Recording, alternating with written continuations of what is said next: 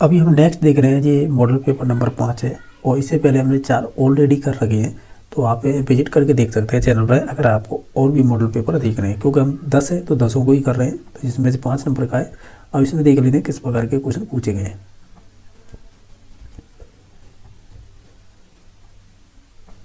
जैसा कि आप देख पा रहे होंगे, जो पहला क्वेश्चन बना है वो इस प्रकार पूछा है कि संवेगात्मक विकास के बारे में सत्य नहीं है, यानी जो गलत है वो चूज करना है। अगर आप देखेंगे जैसे जन्म के समय केवल उत्तेजना होती है, ये ब्रिजेश ने कहा था, ये बात सही है। ईर्ष्या संवेग का विकास है वो 18 माह में हो जाना है, यानी हो जाता है एक तरह से, ये बात सही है। संवेग जन्म से विद्यमान नहीं होती है, ये स्पिटिज का स्टेटमेंट है, ये भी बात सही है। अमूर्त संवेग है वो बाल्यावस्था से संबंधित नहीं होगा, ये आपके किशोरावस्था से संबंधित होगा। ठीक है, तो इस वजह से ये गलत हुआ था, तो ऑप्शन नंबर 6 सही हो जाएगा। और ये सभी कथन पूछे हुए हैं। क्वेश्चन नंबर 7 है, सुमेलित कीजिए। जैसे अच्छा लड़का, अच्छी लड़की है, ये लोक संगत नैतिकता यानी इंग्लिश क्या दे रखी है, कन्वेंशनल से संबंधित है, सही बात है, क्योंकि लेवल 2 की बात हो रही है लॉरेंस कॉलबर्ग से। जीवन स्पेस है, ये कुट लेविन से संबंधित है, ये भी बात सही है। अधिगम अक्षमता है, जिसे लर्निंग डिसेबिलिटी बोलते हैं, इससे हम उल्लेख ने दी थी, तो कहीं ना कहीं ये भी सही है। ठीक है, और वस्तु स्थिरता जिसे बोलते हैं आप वस्तु ऑब्जेक्ट परमानेंस बोलते हैं, ये भी आपकी जीन प्याजे की पहले नंबर की अवस्था होती है, सेंसरी मोटर स्टेज, उसी से संबंधित है। यानी ये चारों ही कथन सही थे, तो सभी सही हो जाएंगे। क्वेश्चन नंबर नेक्स्ट है, सही बताइएगा इनमें से।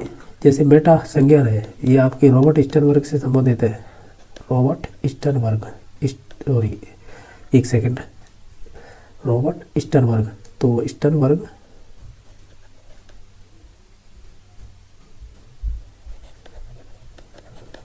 ठीक है, रॉबर्ट स्टर्नबर्ग ने जिन्होंने ट्राइआर्किक थ्योरी दी थी ना, ट्राइआर्किक, तो ये उसी से संबंधित है, स्वयं की संज्ञानात्मक प्रक्रिया का संज्ञान। ठीक है, तो जिसे मेटा संज्ञान कहते हैं। क्रम निर्धारण या वर्गीकरण की योग्यता मूल सक्रियात्मक अवस्था जीन प्याजे की 3 नंबर की, ये सही बात है। पीड़ादायक उद्दीपक, सजाई, दंड, ऑपरेट सभी इसका राइट आंसर हो जाएगा, क्योंकि सभी सही है। क्वेश्चन नंबर 4 है, सत्य बताइएगा। डेविड आसुएल है, ये आयुवेल है ना, आंसू हो गई यहाँ पे, आसुएल शाब्दिक अधिगम के 4 प्रकार बताए थे, ये बात सही है। लेव वाइगोस्की है, वो सांस्कृतिक कारकों को अध्ययन मानते हैं, ये भी बात सही है। फ्रांसीसी गाल्टर है, वो व्यक्तिगत विभिन्नताओं का अध्ययन किया था, ये भी बात सही है। जो हर्बर्ट की पंचपदी प्रणाली है, वो स्मृति स्तर पर शिक्षण और पंचपदी प्रणाली मानी जाती है, तो ये भी सही है। अनुप्रयोग सभी इसका राइट आंसर हो जाएगा। क्वेश्चन नंबर नेक्स्ट है कि सुमेलित कीजिए। जैसे युग निर्धारण विधि वो लिंकन ने दी थी 1932 में, ये रीट जुलाई में पूछे हुए क्वेश्चन है, जुलाई 2022 में। ठीक है, बाकी मिनेसोटा बहुपक्षीय व्यक्तित्व सूची है, वो हाथ में बैगन ने दी थी, ये भी बात सही है। ठीक है, इसके अलावा है जो परम अहमता होती है, जिसे क्या बोलते हैं परम अहमता को, अभी बता दें कि नैतिकता का निर्धारण करती है या निर्धारक होती है, नैतिकता की भुजा मानी जाती है। तो परम अहम का मतलब होता है सुपर ईगो एक तरह से। ठीक है, बाकी जो CW बियर्स है, ये मानसिक स्वास्थ्य विज्ञान से संबंधित है, तो ये सभी कथन सही थे। क्वेश्चन नंबर 6 है, मनोवैज्ञानिक जिन्होंने गणित की शाखा टोपोलॉजी कोट लेवल पर आ जाइए, कहाँ है, ये रहे। ठीक है, इसी से संबंधित है। बाकी परीक्षण को अनुदेशन के दौरान योजना बनाने को निर्धारित करने के लिए किया जाता है। तो देखिएगा, जब दौरान की बात आ जाए ना, ड्यूरिंग, तो ड्यूरिंग में तो रचना तो चलता है, जिसे फॉर्मेटिव बोलते हैं, तो ऑप्शन नंबर 2 सही हो जाएगा। सही सुमेलित नहीं है, मॉडलिंग थ्योरी है, यानी कॉन्सेप्ट है, मांडुरा का है, ये बात सही है। इसके अलावा और क्या दे रखा है, सूरज उदास है, एलईडी में जीन प्याजे की प्री ऑपरेशनल स्टेज है, उसी की विशेषता है, तो सही है।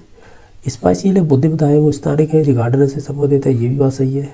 हेट्रोनोमी नैतिक विकास सिद्धांत या नैतिक विकास है, ये कुल लेवल से नहीं है। हेट्रोनोमी है ना, ये तो आपकी जीन प्याजे से संबंधित है। जीन प्याजे ने 2 प्रकार की बताई थी, एक तो हेट्रोनोमी जो दे रखी है, हेट्रोनोमी मोरलिटी, एक है ऑटोनोमी मोरलिटी, ये तो संबंधित होती है बाल्यावस्था से, ये होती है किशोरावस्था से, तो ऑप्शन नंबर 4 सही हो जाएगा, जो गलत है। क्वेश्चन नंबर 9 के सत्य बताइएगा। भाषा ग्रहण, जैसे LAD बोलते हैं, LAD लैंग्वेज एक्विजिशन डिवाइस, सही है ना, भाषा ग्रहण उपकरण, सही 24 की हो जाएगा। लिंग के प्रति ईर्ष्या, लिंग प्रदान, अब यहाँ पर थोड़ा कन्फ्यूजन है, ठीक है, बाकी देख लेंगे अभी। वांछनीय व्यवहार की बात है, शिक्षक द्वारा बहुत अच्छा कहना, ये द्वितीय का पुनर्वलन हो जाएगा, ये बात सही है। और विस्मरण वक्र है वो आप एविगैस से संबंधित है, ये एक यानी 1, 3 और 4 ये तो सही है। जो लिंग के प्रति ईर्ष्या होती है ना, ये लिंग प्रदान है ना, ये सही है फिर, ठीक है। तो ऑप्शन नंबर इसका 4 सही हो जाएगा। अरे 4 क्यों हो जाएगा, ये सभी सही हो जाएगा, चारों खतरे हैं जो, ठीक है। क्वेश्चन नंबर आपका 10वां है कि वर्तमान स्कीमा के द्वारा बाहरी दुनिया को समझने की प्रक्रिया आत्मसातीकरण। जीन प्याजी ने अनुकूलन एक शब्द दिया था, उसमें 2 उप प्रविधि मानी थी, एसिमिलेशन और एकोमोडेशन। तो जिनमें से हम बाहरी दुनिया को समझने की प्रक्रिया होती है उसे बोलते हैं एसिमिलेशन। तो ऑप्शन नंबर 2 सही हो जाएगा। वह नियम जो अधिगम के गेस्टोल दृष्टिकोण का भाग नहीं है। देखिएगा, एक काम कीजिएगा, देखिए अभ्यास तो चलता ही नहीं है, क्योंकि अभ्यास ये तो आपके थॉर्टाइक से संबंधित है, मुख्य नियमों में आता है, इस वजह से तो डायरेक्ट यहाँ से लगाते हैं। बाकी समानता की बात करते हैं, निकटता जिसे प्रॉक्सिमिटी बोलते हैं। देखो यहाँ पर गलत है, पूर्व नहीं होगा, ये पूर्ण होगा, पूर्ण से अंश की ओर जाता है ये नियम, ठीक है। तो 1, 2 और 3 ये सही नहीं, गलत हो जाएगा 4 number option. Question number next है, कौन सा लक्ष्य अंतर्मुखी व्यक्तित्व का नहीं है। आत्मकेंद्रित तो होते हैं अंतर्मुखी वाले, ठीक है, रूढ़िवादी भी होते हैं, डब्बू भी होते हैं, लेकिन सामाजिक गुण तो ये आपके बहिर्मुखी में पाए जाते हैं, यानी एक्सट्रोवर्ट में, ठीक है। तो ये बहिर्मुखी विशेषता है ना कि इंट्रोवर्ट की, तो ऑप्शन नंबर 3 सही हो जाएगा। क्वेश्चन नंबर नेक्स्ट है, कौन सा आयाम है मानसिक विकार के अंतर्गत आता है। देखो मेंटली की बात हो रही है, तो भाषा, चिंतन, संवेदना ये सभी संबंधित हो जाएगी, तो ऑप्शन नंबर 4 सही हो जाएगा। क्वेश्चन नंबर आपका नेक्स्ट है,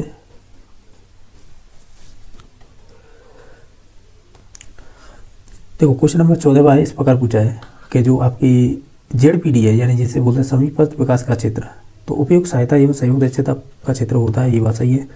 निरीक्षणात्मक अधिगम का क्षेत्र है, जो बालक के दूसरे व्यवहारों को देखकर सीखता है, ये बांडूरा से संबंधित है, ठीक है, ठीक है। ये कौन से था, वाइकोस्की से। बाकी शिक्षा बिना बोझ की रिपोर्ट एनसीएफ 2005 बात करता है, तो सभी सही है। शिक्षण के बारे में सत्य बताइएगा, तो देखिएगा पूर्व क्रिया अवस्था जैसे योजना बनाना, पूर्वानुमान करना, अंत क्रियात्मक अवस्था जैसे अधिगम वातावरण का निर्माण करना, उत्तर क्रिया अवस्था का मतलब मूल्यांकन, और शिक्षण अधिगम अवस्था मॉडल जैसे IB डेविड ने दिया था, तो ये सभी सही है। ये RPSC फर्स्ट ग्रेड का क्वेश्चन है, ठीक है। नेक्स्ट है कि व्यवहार करना पश्चय, ये क्रियात्मक से संबंधित हो जाएगा, तो ऑप्शन नंबर 3 सही हो जाएगा। ये रीट में पूछा हुआ क्वेश्चन है। क्वेश्चन नंबर नेक्स्ट देख लेते हैं। ये कह रहा है कि RT एक्ट के बारे में सही नहीं है, तो देखिएगा सीधा ही आंसर दिखाई दे रहा है। ये 48 की जगह हम करेंगे 45 और प्लस तैयारी का समय। ये RPSC फर्स्ट ग्रेड रीट सभी में पूछा हुआ क्वेश्चन है ये, ठीक है। तो 3 नंबर ऑप्शन सही हो जाएगा। जो गलत पूछा था ये लिखना है ना, 1 से 5 तक विद्यालय 1 किलोमीटर के दायरे में होने चाहिए, और जो 6 to 8 वाले होंगे वो करीबन 1.5 किलोमीटर दे रखा होगा ऑप्शन, नहीं तो फिर 2 किलोमीटर दे रखा होगा, ठीक है। अगर प्राथमिक स्तर पर कार्य बस 200 होते हैं, और अगर अपर प्राइमरी की बात करें उच्च प्राथमिक की, तो उसमें हो जाएंगे 220, ठीक है। निजी स्कूलों और गरीबों के लिए 25% सीट आरक्षित रहती है, यानी एक तरह से रिजर्व है सभी स्कूलों, चाहे गवर्नमेंट हो या प्राइवेट। क्वेश्चन नंबर नेक्स्ट 18वां, मूल्यांकन का उद्देश्य क्या होता है। सभी हो जाएंगे। बच्चे क्या सीखते जानना, निदान उपचार सम्मिलित रहता है, और शिक्षण की सफलता भी जांच की जाती है, तो तीनों सही है।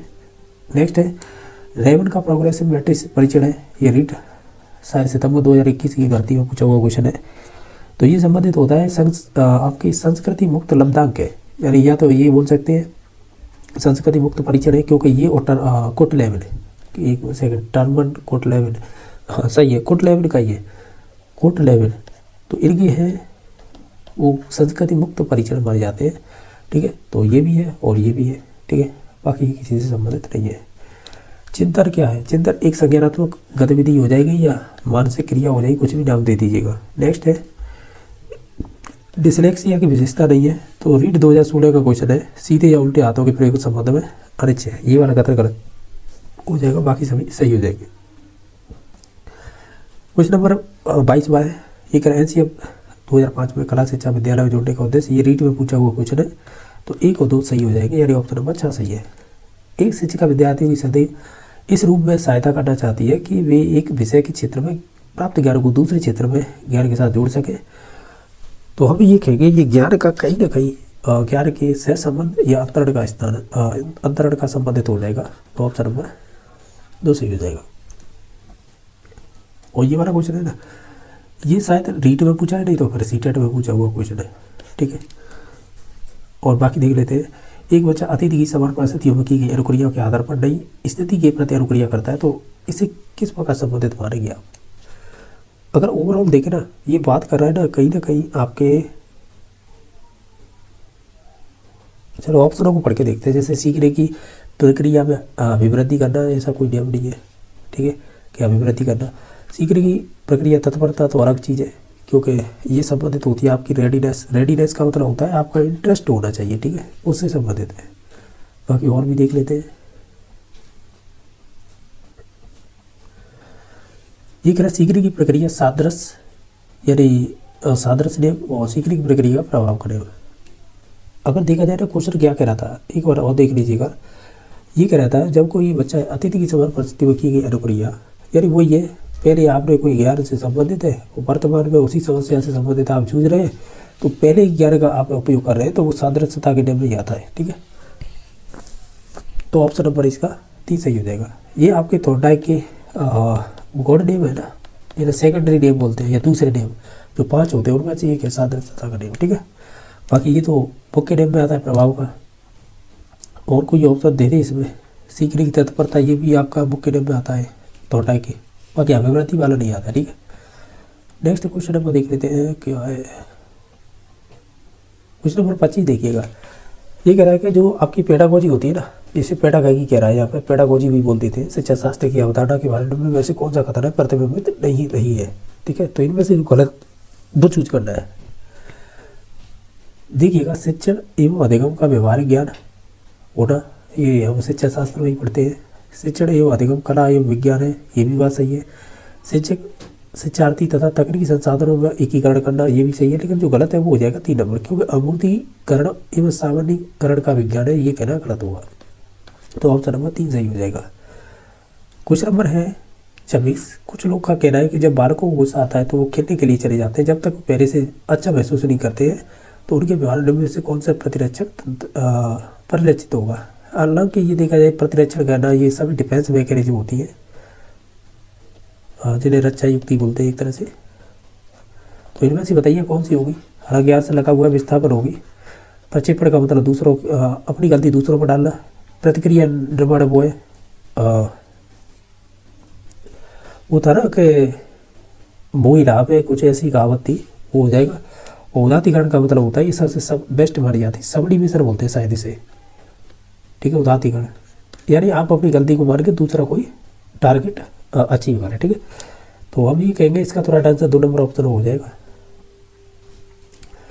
Question number 27। सृजनात्मकता की पहचान के लिए क्लिपबोर्ड ने जिन परीक्षणों का निर्माण किया था, उसके द्वारा सृजनात्मकता के विभिन्न गुणों का मापन करते हुए निम्न में से कौन सा विकल्प है उन गुणों को अंकित करता है। तो देखिएगा, जो उसने बात की है जो क्लिपबोर्ड ने, एक तो निरंतरता, लोचनशीलता, मौलिकता, विस्तार। तो ऑप्शन नंबर इसका अच्छा सही हो जाएगा। ये भी पूछा हुआ है, आरपीएससी का फेवरेट क्वेश्चन है, ये बार बार पूछता है इसे। सीखने की प्रक्रिया में अभिप्रेरणा क्या है? तो सीखने की प्रक्रिया में अभिप्रेरणा हो जाएगी बच्चों में सीखने के प्रति रुचि का विकास करना। तो ऑप्शन नंबर 1 सही हो जाएगा। बाकी रट्टा नहीं मारना और एक ही दिशा में सोचने, यानी अभिसार की बात कर रहा है। पीछे सीखे हुए अधिगम से अलग करना है, हमें जबकि पूर्व ज्ञान से जुड़कर ही पढ़ाना चाहिए। तो ये तीनों कथन गलत, ऑप्शन नंबर 1 सही हो जाएगा। क्वेश्चन नंबर 29 है, वो इस प्रकार पूछा है इसमें कि एक शिक्षक प्रश्न पत्र बनाने के बाद यह जांच करता है कि क्या प्रश्न परीक्षण के विशिष्ट उद्देश्यों की परीक्षा ले रहे हैं और मुख्य रूप से प्रश्न पत्र की फिल इन द ब्लैंक्स के बारे में चिंतित है, तो कहीं ना कहीं वैधता के बारे में चिंतित है। तो ऑप्शन नंबर 2 सही हो जाएगा। फ्राइड के अनुसार किस अवस्था में काव्य इच्छा सापेक्ष रूप से निष्क्रिय हो जाती है? तो एक अवस्था चलती है जिसे बोलते हैं, देखो इसमें इंग्लिश तो देनी रखी है, इसकी 5 अवस्था है, वही है एलपीजी। पहली है ओरल, ये मुखी अवस्था हो जाएगी। दूसरी है एनल, जो गुदी अवस्था 2 से संबंधित हो जाएगी, ठीक है।